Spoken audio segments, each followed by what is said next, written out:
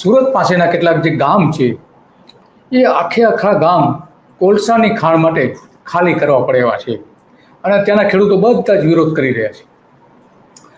તો માંડવી તાલુકો જે છે સુરતનો, એના બૌધન ગામ છે બૌધન, કે ત્યાં ખેડૂતોને મિટિંગ મળી હતી. લગભગ 300 જેટલા ખેડૂતો હતા.